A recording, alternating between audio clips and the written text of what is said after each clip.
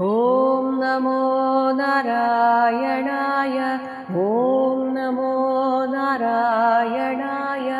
ഓം നമോ നാരായണായ. ഓം നമോ നാരായണായ. ഓം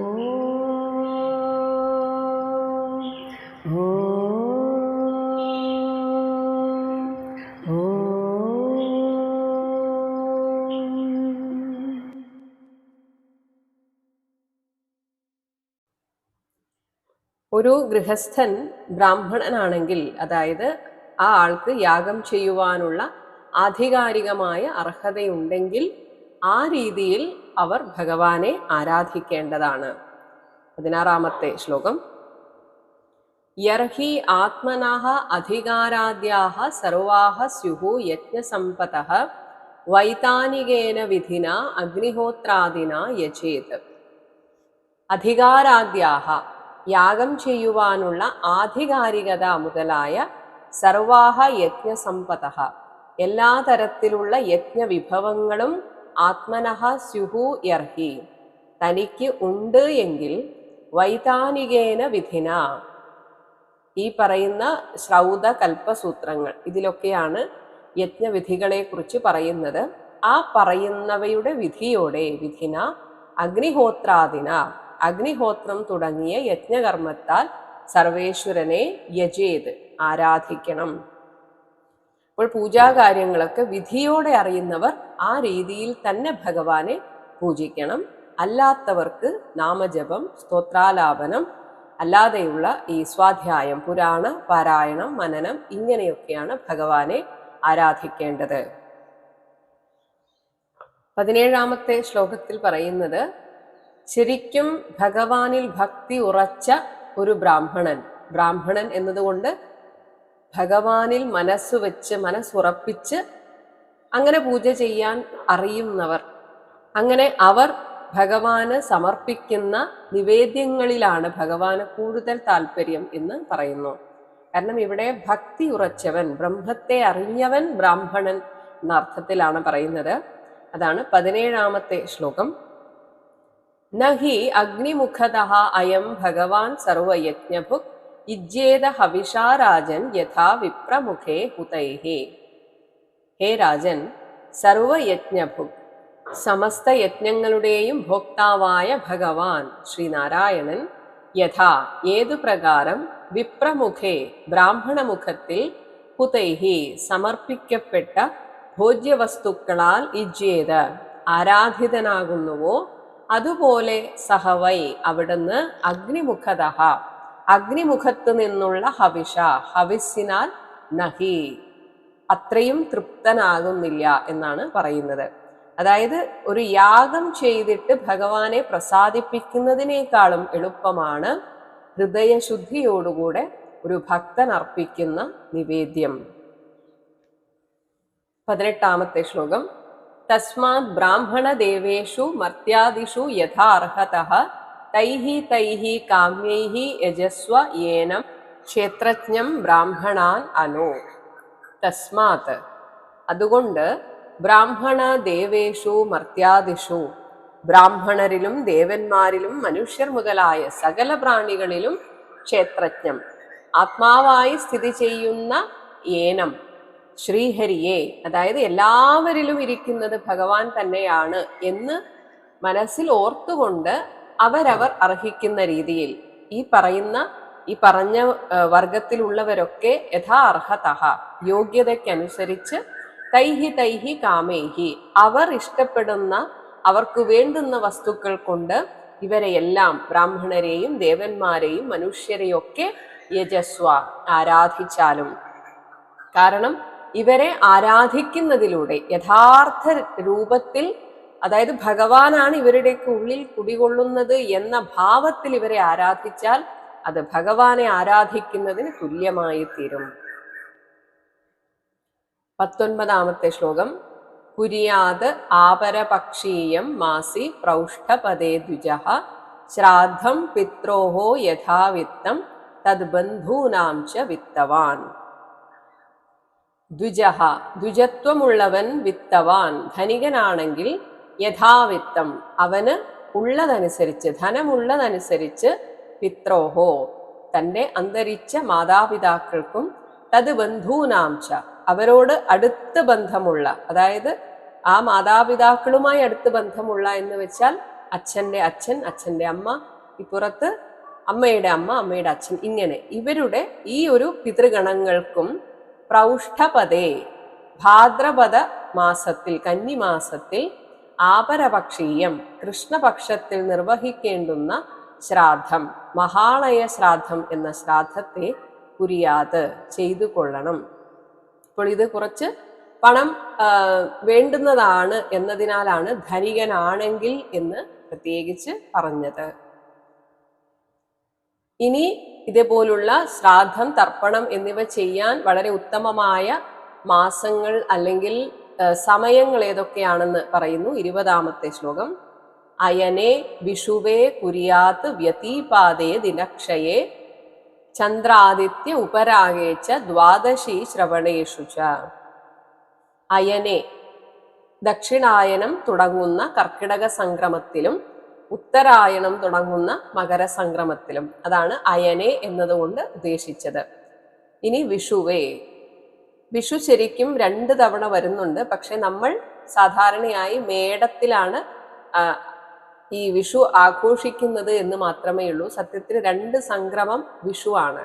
സൂര്യൻ ഭ്രൂമധ്യരേഖയിലെത്തുന്ന മേടസംക്രമം, മേഷസംക്രമം, അതുപോലെ തുലാസംക്രമം. അപ്പോൾ ഈ 2 വിഷുവത്തിലും ഇനി വ്യതീപാദേ എന്ന് വെച്ചാൽ വെളുത്ത വാവും തിങ്കളാഴ്ചയും ഒത്തുചേരുന്ന ദിവസമാണ് വ്യതീപാദം.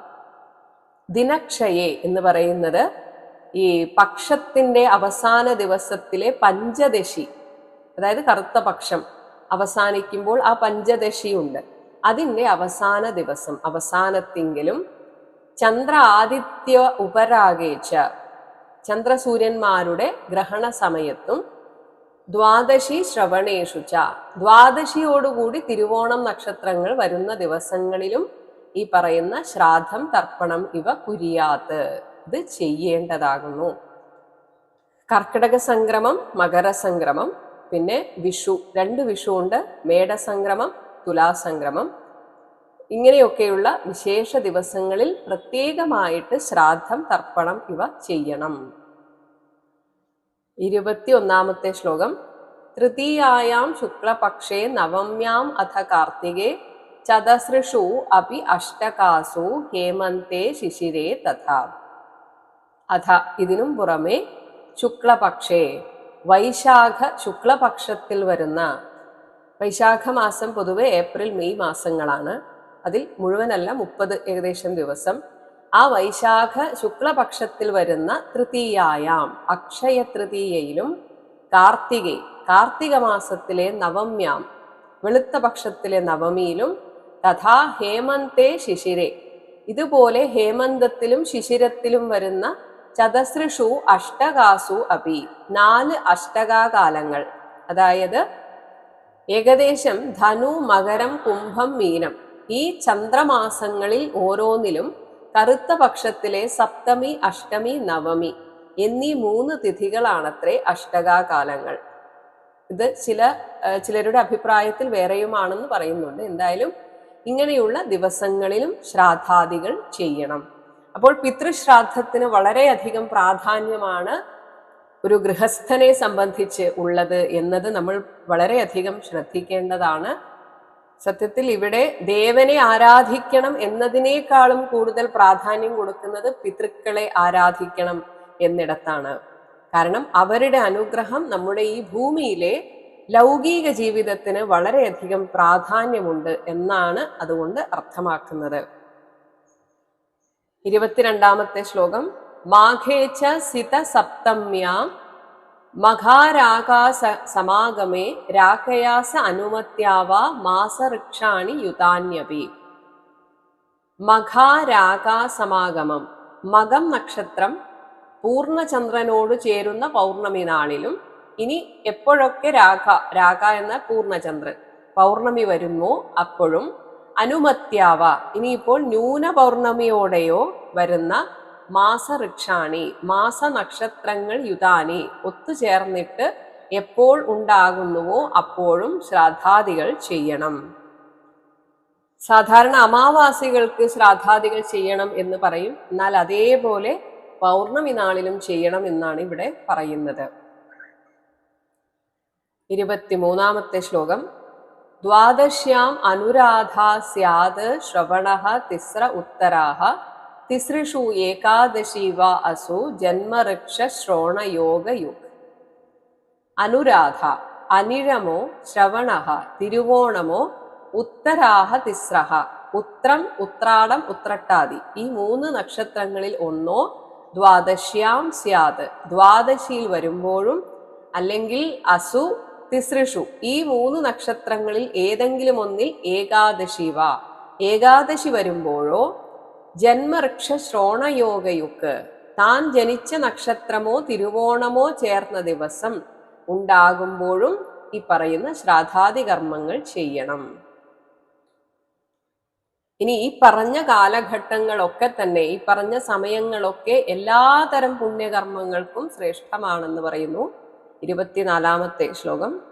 തേ ഏതേ ശ്രേയസഃ കാലാഃ നൃണാം ശ്രേയോ വിവർധനാഃ കുര്യാത് സർവാത്മനാ ഏതേഷു ശ്രേയഃ അമോഘം തദാ ആയുഷഃ. ഏതേ ഈ പറഞ്ഞ തേ കാലാഹ ആ കാലങ്ങൾ ശ്രേയസഃ മറ്റ് സത്കർമ്മത്തിനുള്ളവയും കൂടിയാണ്. നൃണാം മനുഷ്യർക്ക് ശ്രേയോ വിവർധനാഹ ശ്രേയസ്സിനെ വളർത്തുന്നവയും ആണ്. ഏതേഷു ഈ പറഞ്ഞ ദിവസങ്ങളിൽ സർവാത്മന എല്ലാവിധത്തിലൂടെയും ശ്രേയഃ കുര്യാത് ശ്രേയസ്കരമായ കർമ്മം നിർവഹിക്കണം. തത് ഈ ഒരു കാര്യം ആയുഷഃ അമോഘം നമ്മുടെ ആയുസ്സിനൊക്കെ സാഫല്യകരമാകുന്നു. 25-ാമത്തെ ശ്ലോകം. യേഷു സ്നാനം ജപോ ഹോമഃ വ്രതം ദേവദ്വിജാർച്ചനം പിതൃദേവ നൃഭൂതേഭ്യോ യദ്ദത്തം തത് ഹി അനശ്വരം. യേഷു ഈ പുണ്യകാലങ്ങളിൽ സ്നാനം ജപഃ ഹോമഃ വ്രതം തീർത്ഥസ്നാനം നാമജപം ഹോമം വ്രതാനുഷ്ഠാനം ദേവദ്വിജാർച്ചനം കുര്യാത് ദേവന്മാരുടെയും ബ്രാഹ്മണരുടെയും ആരാധന ഇവയും ചെയ്യേണ്ടതാണ്. പിതൃദേവ നൃഭൂതേഭ്യഃ പിതൃക്കൾക്ക് ദേവന്മാർക്ക് മനുഷ്യർക്ക് പക്ഷിമൃഗാദികൾക്ക് ഈ സമയങ്ങളിൽ യത് ദത്തം എന്തു കൊടുക്കപ്പെടുന്നുവോ തത് ഹി അനശ്വരം അതെല്ലാം നമുക്ക് ശാശ്വത ഫലത്തെ പ്രദാനം ചെയ്യുന്നു. 26-ാമത്തെ ശ്ലോകം. സംസ്കാരകാലഃ ജായയാ അപത്യസ്യ ആത്മനഃ തഥാ പ്രേതസംസ്ഥാ മൃതാഹ ച കർമ്മണി അഭ്യുദയേ നൃപ. ഹേ രാജാവേ, ജായായാഹ ഭാര്യയുടെ പുംസവനാദി ക്രിയകൾ ഇനി മകന്റെ അപത്യസ്യ മകന്റെ അല്ലെങ്കിൽ മകളുടെ ജാതകർമ്മങ്ങൾ ആത്മനഃ അവനവന്റെ യജ്ഞദീക്ഷാദി ഇങ്ങനെയുള്ള സംസ്കാരകാലഃ വൈദിക ചടങ്ങുകളുടെ സന്ദർഭം വരുമ്പോഴും പ്രേതസംസ്ഥ ശവദാഹ കർമ്മവും മൃതാഹ ച മരിച്ച ദിവസവും വന്നു ചേരുമ്പോൾ അഥ അഭ്യുദയേ അതിനും പുറമെ അഭ്യുദയത്തെ നിമിത്തീകരിച്ചുള്ള കർമ്മണി ശ്രേയഃ കുര്യാത് ഏത് കർമ്മം നടത്തുമ്പോഴും ശ്രേയസ്കരമായത് ചെയ്യണം. അതായത് ഇങ്ങനെയുള്ള വിശേഷപ്പെട്ട ദിവസങ്ങൾ അതിപ്പോൾ ഒരാൾ മരിച്ചിട്ടുള്ള ശവദാഹ കർമ്മങ്ങൾ ചെയ്തതിന് ശേഷമായാലും അവരുടെ വാർഷിക ശ്രാദ്ധം വരുമ്പോഴായാലും പറയുന്നത് നമ്മൾ ദാനധർമാദി നല്ല പ്രവൃത്തികൾ ഇത്തരം ദിവസങ്ങളിൽ നമ്മൾ ചെയ്യണം. അതിൻ്റെ ഭാഗമായിട്ടാണ് പണ്ട് മുതലേ നമ്മൾ ഇത്തരം ദിവസങ്ങളിൽ ആളുകളെ വിളിച്ചുകൂട്ടി സദ്യ കൊടുക്കുന്നത്. അത് സത്യത്തിൽ പണ്ട് കാലത്ത് ബ്രാഹ്മണരെ ഊട്ടുന്നതിൻ്റെ ഒരു പ്രതീകമായിട്ടാണ് നമ്മൾ എല്ലാ ആളുകളെയും വിളിച്ച് സദ്യ കൊടുക്കുന്നത്. അപ്പോൾ ഇത് അന്നദാനം എന്ന ഒരു മഹത്തായ കർമ്മം ഇത്തരം വിശേഷ ദിവസങ്ങളിൽ ചെയ്യണം എന്നതിൻ്റെ ഒരു സൂചനയാണ് ഇത്. എപ്പോഴൊക്കെ നമുക്ക് അന്നദാനം നടത്താൻ സാധിക്കുമോ അത് ഹൃദയശുദ്ധിയോടുകൂടെ എല്ലാവരിലും ഈശ്വരനെ കണ്ടുകൊണ്ട് ചെയ്താൽ അത് ഏറ്റവും ശ്രേഷ്ഠമാണ്. അത് പ്രത്യേകമായി ഇവിടെ എടുത്തു പറഞ്ഞിരിക്കുന്നത് ഗർഭിണികളുടെ പുംസവനാദി ക്രിയകൾ ചെയ്യുമ്പോൾ മകന്റെ അല്ലെങ്കിൽ മകളുടെ നാമകരണ ചടങ്ങ് അവനവന്റെ യജ്ഞദീക്ഷാദി ചടങ്ങ്. ഇനി ആരുടെയെങ്കിലും ശവസംസ്കാരം നടന്നിട്ടുണ്ടെങ്കിൽ അതിന്റെ പിറ്റേന്ന് നമ്മൾ 3-ാം ദിവസമൊക്കെ ആളുകളെ വിളിച്ച് ഭക്ഷണം കൊടുക്കാറുണ്ട്.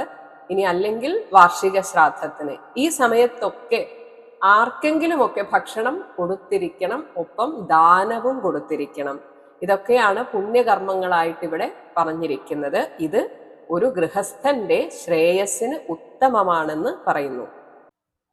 അടുത്തതായി പുണ്യസ്ഥലങ്ങളെ കുറിച്ച് പറഞ്ഞു കൊടുക്കുകയാണ് 27-ാമത്തെ ശ്ലോകം. അഥ ദേശാൻ പ്രവക്ഷ്യാമി ധർമാതിശ്രേയ ആവഹാൻ സവൈ പുണ്യതമോ ദേശഃ സത്പാത്രം യത്ര ലഭ്യതേ. അഥ ഇനി ധർമാതിശ്രേയ, ധാർമ്മിക കൃത്യങ്ങൾക്കും മറ്റും ശ്രേയസ്സിനെ ആവഹാൻ നമുക്ക് ഉണ്ടാക്കിത്തരുന്ന ദേശാൻ പ്രവക്ഷ്യാമി സ്ഥലങ്ങളെ പറ്റി പറഞ്ഞു തരാം. യത്ര സത്പാത്രം ലഭ്യതേ, യാതൊരിടത്താണോ ഉത്തമമായ പാത്രം ലഭിക്കപ്പെടുന്നത്. അപ്പൊ ഇതിനെക്കുറിച്ച് അടുത്ത ശ്ലോകത്തിൽ പറയുന്നുണ്ട്. അപ്പോൾ നമുക്ക് കാണാം എന്താണ് ഈ ഉത്തമ പാത്രം എന്നതുകൊണ്ട് ഉദ്ദേശിക്കുന്നത്. ഇങ്ങനെ ലഭിക്കപ്പെടുന്നത് എവിടെയാണോ സഹവൈ, അത് തന്നെയാണ് പുണ്യതമഃ ദേശഃ, അധികം പുണ്യമുള്ള സ്ഥലം. അപ്പോൾ ഈ പറഞ്ഞ സത്പാത്രത്തെ കുറിച്ചാണ് 28-29 ശ്ലോകങ്ങളിലായിട്ട് പറയുന്നത്. ബിംബം ഭഗവതോ യത്ര സർവം ഏതത് ചരാചരം യത്ര ബ്രാഹ്മണകുലം തപോ വിദ്യാ ദയാന്വിതം യത്ര യത്ര ഹരേരർച്ച സദേശ ശ്രേയസാം പദം യത്ര ഗംഗാതയോ നദ്യഃ പുരാണേഷു ച വിശ്രുതാഃ. യത്ര യാതൊരുവനിൽ ഏതത് ചരാചരം, ഈ കാണുന്ന ചരാചര ജഗത്ത് സർവം മുഴുവനും സ്ഥിതി ചെയ്യുന്നുവോ, ഭഗവതഃ ബിംബം, അങ്ങനെയുള്ള ആ ഭഗവാന്റെ രൂപം, അതിനെയാണ് ഈ സത്പാത്രം എന്നത് ഉദ്ദേശിക്കുന്നത്. അതായത് ഭഗവാന്റെ ഒരു ചൈതന്യം എവിടെ വച്ച് നമുക്ക് ലഭ്യമാകുന്നുവോ, യത്ര, അവിടെ തപോ വിദ്യാ ദയാന്വിതം, തപസ്സും ജ്ഞാനവും കരുണയും കലർന്ന ബ്രാഹ്മണകുലം, ബ്രാഹ്മണ സമൂഹം യത്ര, യാതൊരു സ്ഥലത്ത് ലഭ്യമാകുന്നുവോ, ഹരേഹേ അർച്ച, ഭഗവാൻ ശ്രീഹരിയുടെ അർച്ചനയ്ക്കുള്ള സാളഗ്രാമാദികൾ യത്ര, യാതൊരു സ്ഥലത്ത് ലഭ്യമാകുന്നുവോ, പുരാണേഷു വിശ്രുതാഹ, പുരാണങ്ങളിൽ വിഖ്യാതങ്ങളായുള്ള ഗംഗാദ്യാഹ, ഗംഗാദികളായ നദ്യഃ ച, നദികളും യത്ര, യാതൊരു സ്ഥലത്ത് ലഭ്യങ്ങളാകുന്നുവോ, ഇതിനെയാണ് മൊത്തത്തിൽ സത്പാത്രം എന്ന് പറഞ്ഞത്. സഹദേശഃ, ഇങ്ങനെയുള്ള സ്ഥലം ശ്രേയസാം പദം, ശ്രേയസ്സുകളുടെ സങ്കേതമാകുന്നു. അപ്പോൾ ഇന്നത്തെ കാലത്ത് പുണ്യതീർത്ഥങ്ങൾ, ഗംഗ തുടങ്ങിയ പുണ്യതീർത്ഥങ്ങൾ, അതുപോലെ ഭാരതത്തിലുടനീളമുള്ള മഹാക്ഷേത്രങ്ങൾ, അതുപോലെ മഹാപുരുഷന്മാർ ജനിച്ച് ജീവിച്ച സ്ഥലങ്ങൾ, ചിലപ്പോൾ ജനിച്ച ഇടത്തല്ല പല മഹാത്മാക്കളും പിന്നീട് ജീവിച്ചത്. അപ്പോൾ അവർ ജനിച്ച സ്ഥലവും പുണ്യമാണ്, അതേപോലെ അവർ പിന്നീടുള്ള ജീവിതകാലം എവിടെ കഴിഞ്ഞുവോ അതും പുണ്യമാണ്. ഇതിനെയാണ് സത്പാത്രം എന്ന് പറയുന്നത്. ഇങ്ങനെ പറഞ്ഞത് കൂടാതെ പ്രത്യേകമായി ചില പുണ്യ സ്ഥലങ്ങളെ കൂടെ പറയുകയാണ് 30, 31, 32 ശ്ലോകങ്ങളിലായിട്ട്.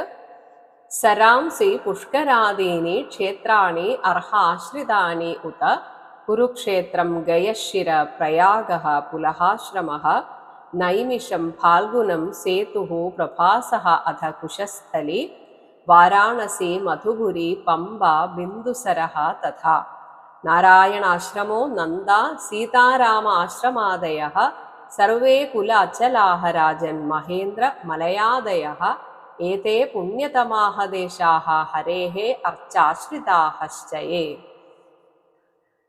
ഇനി ഇതിനു പുറമെ, അല്ലെങ്കിൽ ഇതുമൊക്കെ, ഇതെല്ലാം ചേർന്നതാണ് ഈ പറഞ്ഞ പുണ്യതീർത്ഥങ്ങൾ. അപ്പോൾ പുഷ്കരാദീനി, പുഷ്കരം മുതലായ സരാംസി, സരോവരങ്ങൾ, അർഹാശ്രിതാനി, മഹാത്മാക്കൾ ആവസിക്കപ്പെടുന്ന ക്ഷേത്രാണി, ഇവിടെ ക്ഷേത്രം എന്നതുകൊണ്ട് ആ ഭൂപ്രദേശങ്ങൾ, ഇതുപോലെ ഗയശിരഃ, ഗയ, പ്രയാഗഃ, പ്രയാഗ, പുലഹാശ്രമം, ഇവിടെ പുലഹാശ്രമം എന്നതുകൊണ്ട് അവിടെ സാളഗ്രാമ ക്ഷേത്രമായിട്ടാണ് പറയുന്നത്. പിന്നെ എല്ലാ പുരാണങ്ങളും പറഞ്ഞ് കേൾപ്പിക്കപ്പെട്ട നൈമിഷം, നൈമിഷാരണ്യം, ഫാൽഗുനം, ഫാൽഗുന ക്ഷേത്രം, സേതു രാമസേതു രാമേശ്വരം, പ്രഭാസഹ പ്രഭാസതീർത്ഥം, അഥ കുശസ്ഥലി ദ്വാരക വാരാണസി മധുപുരി മധുര, പമ്പ ബിന്ദുസരഹ ബിന്ദുസരസ്, തഥാ നാരായണാശ്രമ അതുപോലെ ബദരികാശ്രമം, നന്ദ അളകനന്ദയുടെ ആ തീരം, അതുപോലെ സീതാരാമ ആശ്രമാദയ സീതാരാമന്മാർ വനവാസകാലത്ത് താമസിച്ചിരുന്ന പഞ്ചവടി പോലെയുള്ള ആശ്രമസ്ഥലങ്ങൾ, മഹേന്ദ്ര മലയാദയ മഹേന്ദ്രപർവ്വതം മലയാചലം തുടങ്ങിയ സർവേ കുലാചലാഹ എല്ലാ കുലപർവ്വതങ്ങളും, അതുപോലെ ഹരേഹേ ആശ്രിതാഹ മഹാവിഷ്ണുവിൻ്റെ സ്ഥിര വിഗ്രഹങ്ങളുടെ പ്രതിഷ്ഠയ്ക്ക് ആശ്രയഭൂതങ്ങളായ ദേശാഹ പ്രദേശങ്ങൾ, ഭഗവാന്റെ സ്ഥിരപ്രതിഷ്ഠയായിട്ട് നമ്മൾ കാണപ്പെടുന്ന ഏതൊക്കെ ക്ഷേത്രങ്ങളുണ്ടോ അങ്ങനെയുള്ള ക്ഷേത്രങ്ങൾ, യേതേച്ച രാജൻ പുണ്യതമാഹ ഇതെല്ലാം അതിപാവനങ്ങളാകുന്നു. 33-ാമത്തെ ശ്ലോകം.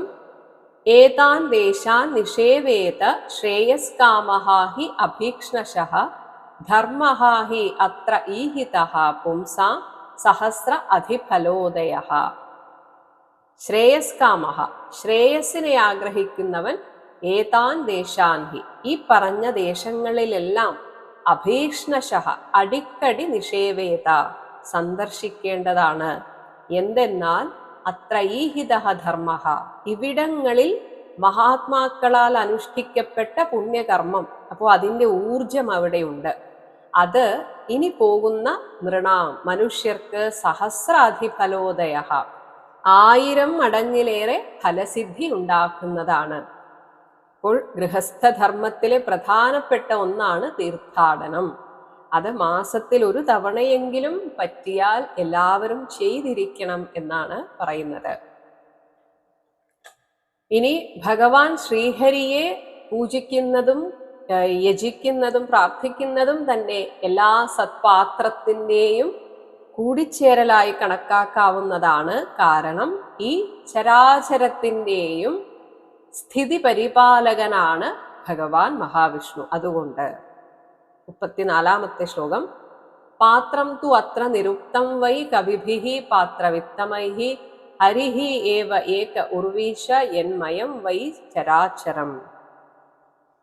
ഹേ ഉർവീശ അലയോ രാജാവേ, പാത്രവിത്തമൈഃ ഇങ്ങനെയുള്ള സത്പാത്ര നിർണയം ചെയ്യുവാൻ പരിജ്ഞാനമുള്ള കവിഭിഃ പണ്ഡിതന്മാരാൽ, അത്രത്തു ഈ ഒരു കാര്യത്തിൽ, ഹരിഃ ഏകയേവ പാത്രം ഭഗവാൻ ശ്രീഹരി ഒരാൾ മാത്രമാണ് സത്പാത്രമായിട്ട് നിരുക്തം വൈ നിർവചിക്കപ്പെട്ടിട്ടുള്ളൂ.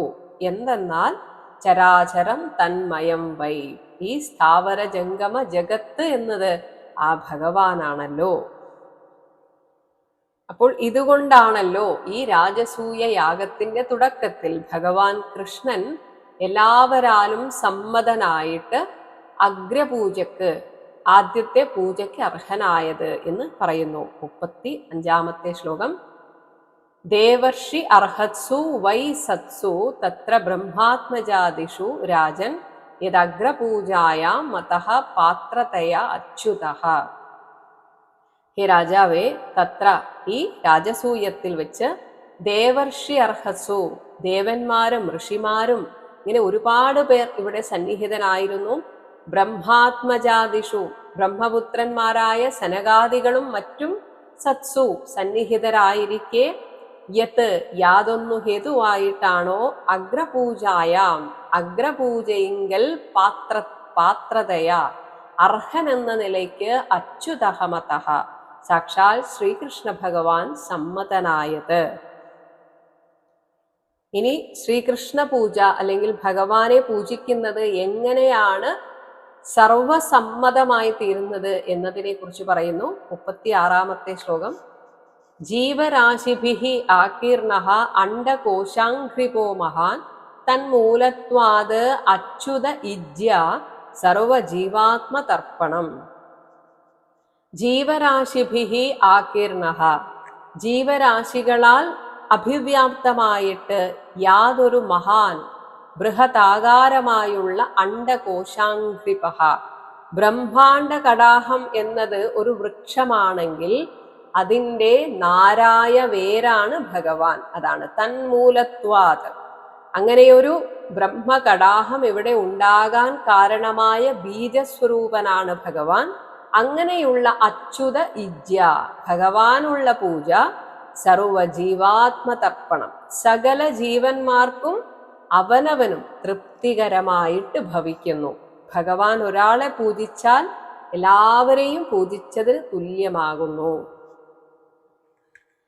ഇനി എന്തുകൊണ്ട് ഭഗവാനെ പുരുഷൻ എന്ന് വിളിക്കുന്നു എന്നതിനെ കുറിച്ച് പറയുകയാണ് 37 ശ്ലോകം.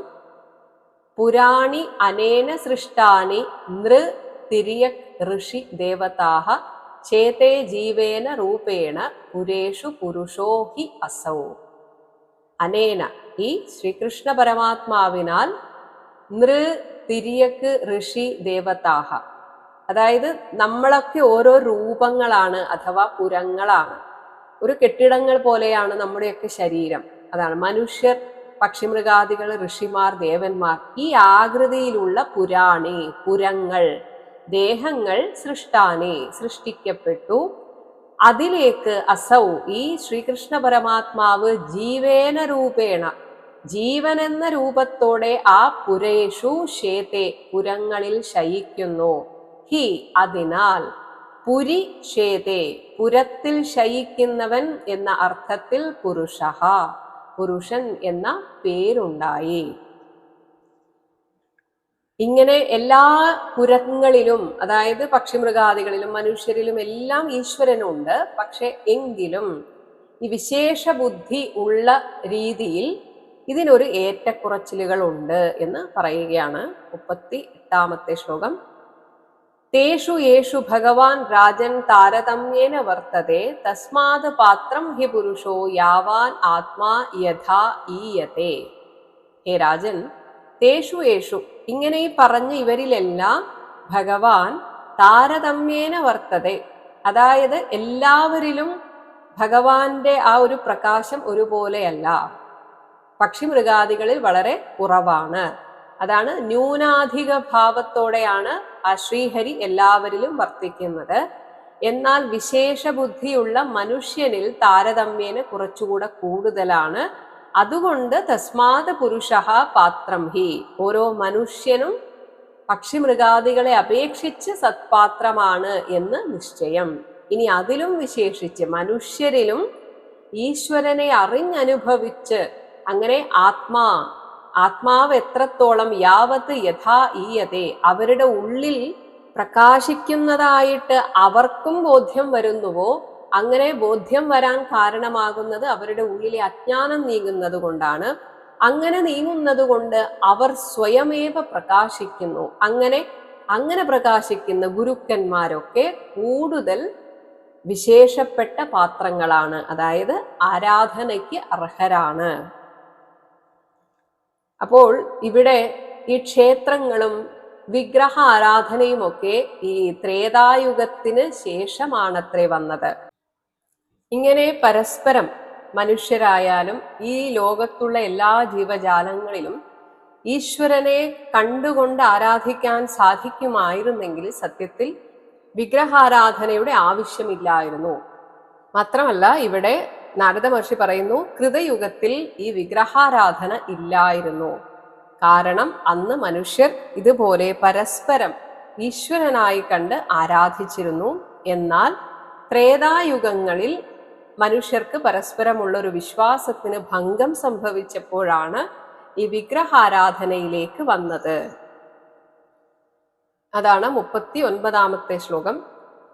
ദൃഷ്ട്വാ തേഷാം വിധോ നൃണാം അവജ്ഞാന ആത്മതാം നൃപ ത്രേതാദിഷു ഹരേഹേ അർച്ച ക്രിയായൈ കവിഭിഃ കൃത.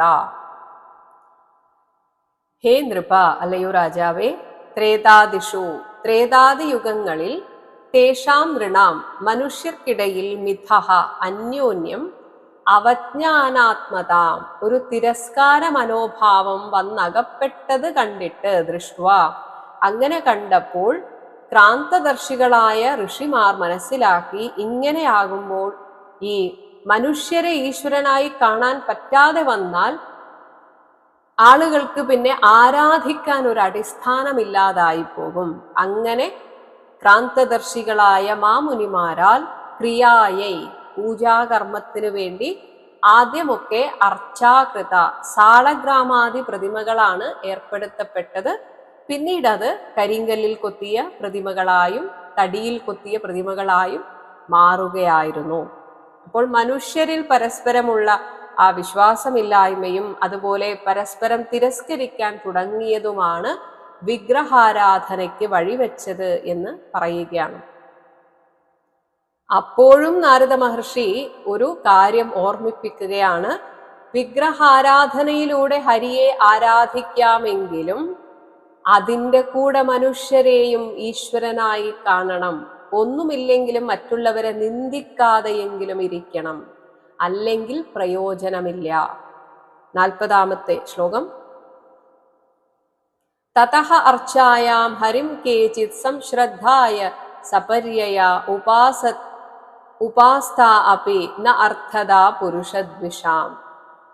തതഃ കേചിത്, അതിനാൽ ചിലർ, അർച്ചായാം ഈ പ്രതിമകളിൽ വിഗ്രഹങ്ങളിൽ, സംശ്രദ്ധായ ആസ്തിക്യ ബുദ്ധി അർപ്പിച്ച്, സപര്യയ പൂജാകർമ്മത്താൽ, ഹരിം ഭഗവാൻ ശ്രീഹരിയെ, ഉപാസത്തെ ഉപാസിച്ചു വരുന്നു.